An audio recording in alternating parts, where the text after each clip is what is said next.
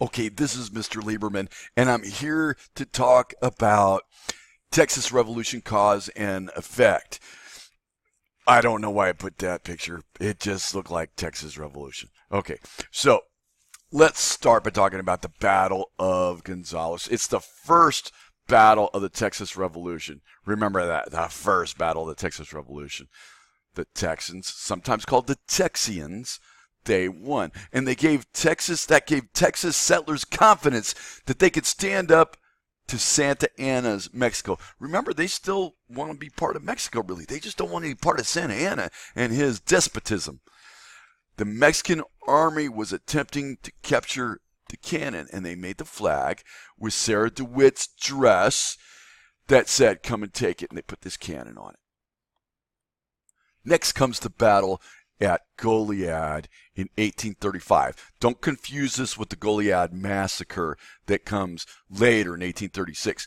This is where they come and take the Presidio of Goliad that General Coss was trying to fortify and make a very important place. Well, the Texans get to it first, and they take it over, and they won easily. Now the Texans have won two battles, and they really think, okay, we could take the Mexican army. But, yeah, well, the Mexicans were really just amping up. And when I say Mexicans, remember, we mean Santa Anna's Mexico. They are just getting started because they have a lot more people and a lot more weapons that they can throw at this whole conflict. Okay, let's get to the consultation of 1835, and you're going to start seeing this cause and effect piece. This was on November 4th through the 6th of 1835. And the delegates, what's a delegate? Those are people who go to make important decisions together, usually for the government in some way. There could be state delegates, there could be national delegates. They go to things called conventions sometimes, but they meet to decide a response to the Gonzales battle because, it wasn't the whole state of Texas that said, hey, let's have this battle. It was that DeWitt colony people that said, let's do that. But they realized things are heating up, and so they sent people from all over the state. But it's not it's pretty well attended, but there's not people from all over Texas really to make all these decisions. But they come up with this declaration of the people in Texas in which they affirm loyalty to Mexico. They're still saying, hey, we're loyal to Mexico. And they say, hey, let's restore the Constitution of 1824. They set up a provisional state government in Texas, and they chose Henry Smith as the governor for this provisional state government. And they set a date of future meeting, March 1st, 1835. Now that should ring a bell right there because you already know what's coming in March. We have the Constitutional Convention then. Okay, all right. Okay, one quick correction there. I noticed when I was looking over the video that I said 1835. The date of the future meeting is 1836. Okay, let's not get that confused. 1836. All right, let's talk about this place called the Alamo. And we're going to fly on in. Woo, that was fun. Wasn't it? As fast, a little sick, maybe a little too fast. Okay, and I want you to notice the chapel, the main chapel of the Alamo is pretty small. Great place to visit. A lot of fun. Here's this 360 degree. Let's go around. Really fun place to visit. If you've never been there, go and visit. That lady stands there all the time. Just kidding. Okay, so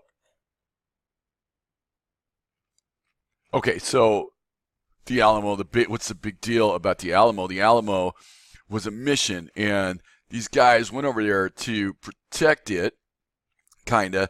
They wanted to fight, and they knew lots of Mexicans were coming, Santa Anna's army. And Santa Anna wanted to stop this rebellion. He wanted to stamp it out, and he thought, what a better way than attacking the Alamo. So he sent all these guys up there, and then he came personally. He was personally there. This is, again, the Mexican president leaving. He didn't leave Mexico because, remember, Texas at the time was part of Mexico. So he's going somewhere to oversee this battle as a general. They attacked with 1,500 Mexican troops. About 600 of them died, but they left no survivors in the Alamo. After that, the cry, remember the Alamo, was a big deal, and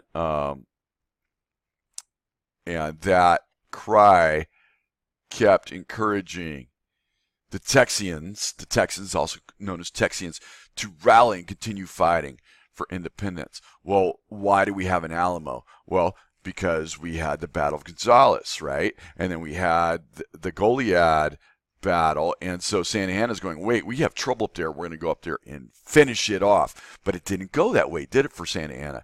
The effect that he wanted didn't happen. He thought he's going to stamp it out. But just remember, the Alamo just encouraged the Texans to go more. Okay, let's just talk about William Travis's letter. I'm going to read it to you real fast because it's short.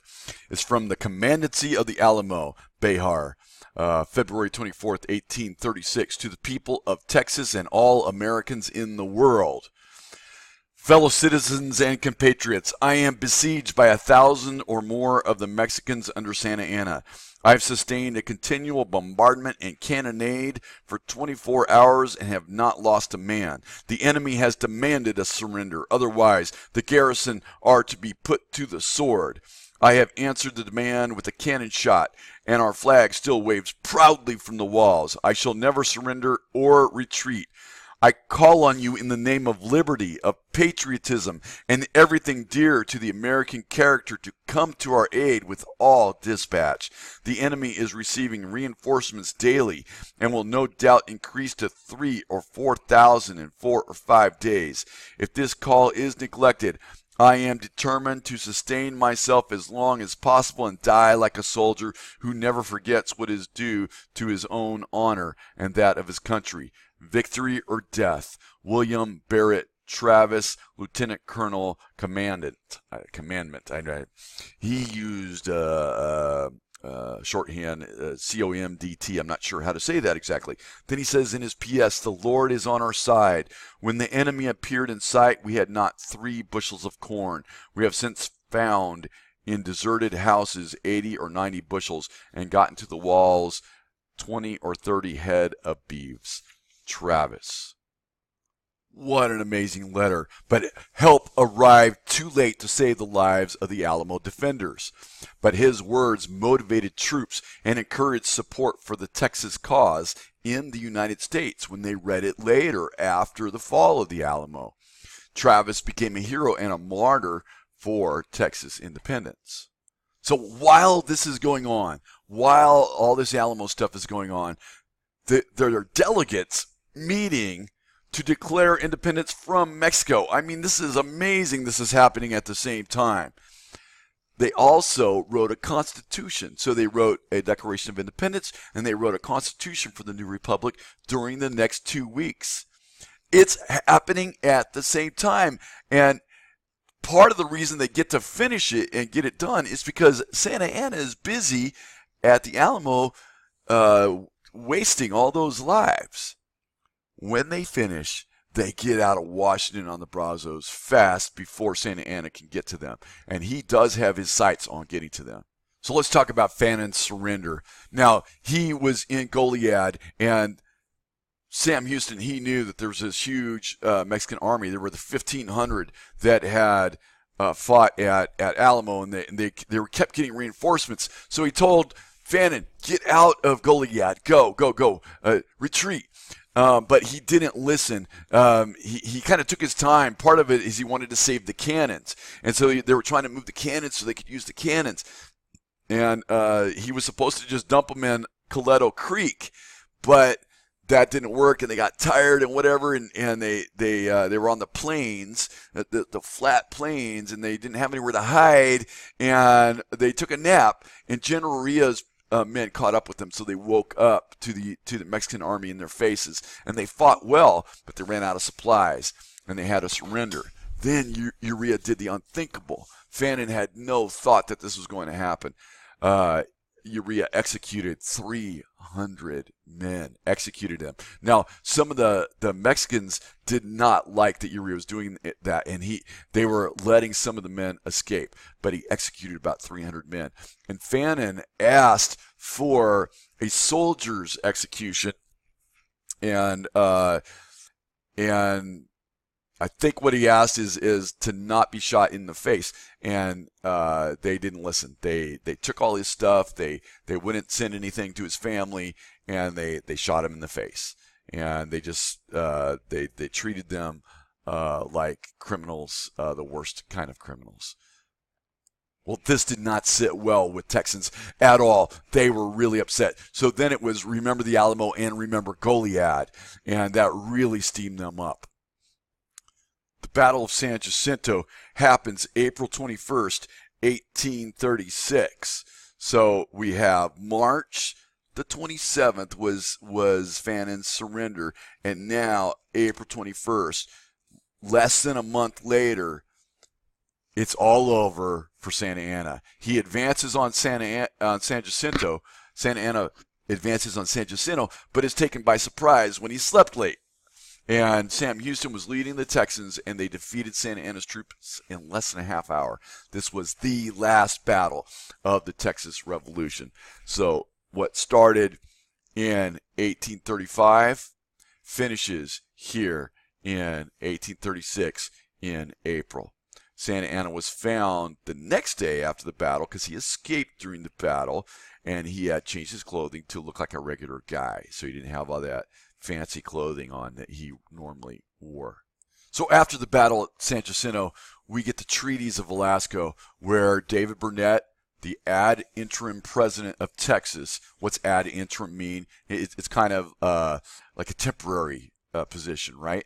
The ad interim president of Texas and Mexican president General Santa Anna, they enter into the treaties, and one's secret and one's public, but this gives Texas its independence. But Mexico did not recognize the treaty. Texas and Mexico could not agree on a border, which contributes to the Mexican-American War over a decade later. By the way, they kept Santa Anna prisoner for quite a while, and it ended up sending him to Washington, D.C. before he was sent back to Mexico. And for a while, Santa Anna was not the president of Mexico, but then he becomes the president of Mexico again. In fact, he's president of Mexico 5 times in total. Okay, so let's look for cause and effect in this revolution, in this Texas Revolution. First of all, we have the Liebermans moving to Texas. That causes all kinds of things. All right, and then we start with the Battle of Gonzales. The Battle of Gonzales starts in what year? 1835, and it's on October 2nd. October 2nd, pretty late in the year. This whole revolution, all the battles take place in less than a year. And the second conflict, that leads to the second conflict because the Texans are like, yeah, we can do more. And they take over Goliad, and they win easily because there's not a whole lot of troops over there right now. Finally, they get some delegates together, and they say, hey, we need to talk about all that's going on. We need to see if we agree and everything that's going on. And they come up with a document, and they say, let's restore the Constitution of 1824 and set up a provisional, an ad interim government in Texas. And they chose Henry Smith as governor. They set the date of a future meeting, March 1st, 1836. Well, Santa Anna is not going to lay down for this. He's like, no, we're going to go take care of this. And he marches up there with a bunch of troops, and they destroy the Alamo, killing every defender up there. And while they're there, William Travis writes this beautiful letter that becomes a thing that gets a lot of support for Texas from the United States. During this whole thing, also, they're writing a Constitution and a Declaration of Independence. They are busy, very productive. You need to be productive too, right? Yes, right. Texans are productive. Fannin, who's over at Goliad, is told by Sam Houston after all this Alamo stuff, hey, get out of there, get out of there, get out of there. He's like, well, whatever, we got some time. He thinks he has time. He's wrong. And they're trying to move these big, heavy cannons, and it doesn't work. After he surrenders, he gets executed, which is wrong. This doesn't this is not supposed to happen in war. Once you have prisoners of war, they are to be treated a certain way. You're not supposed to kill them. And well, then Santa Anna, who thinks he's got this, rides into the Battle of Santa Anna, gets there, spends the night, sleeps late, and because he slept late, they get attacked while they're still sleeping. And Sam Houston, who's leading the attack, beats them in less than half an hour. That's the last battle of the Texas Revolution. And so they have Santa Anna sign, finally, the treaties of Velasco. So you can see how one thing leads to another. We have cause and effect. And that, my friends, is a quick summary of the Texas Revolution.